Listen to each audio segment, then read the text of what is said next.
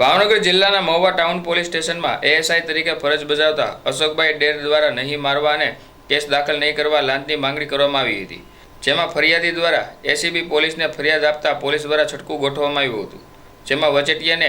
ACB ટીમે ઝડપી લીધા હતા, જ્યારે મુખ્ય આરોપી એએસઆઈ અશોકભાઈ ડેર ફરાર થઈ ગયા હતા અને કોર્ટમાં આગોતરા જામીન મૂક્યા હતા। તે જામીન અરજી કોર્ટે ફગાવી દેતા આરોપી અશોકભાઈ ડેર મહુવા પોલીસ મથકે હાજર થતા પોલીસે ધોરણસરની અટક કરી આગળની કાર્યવાહી હાથ ધરી હતી।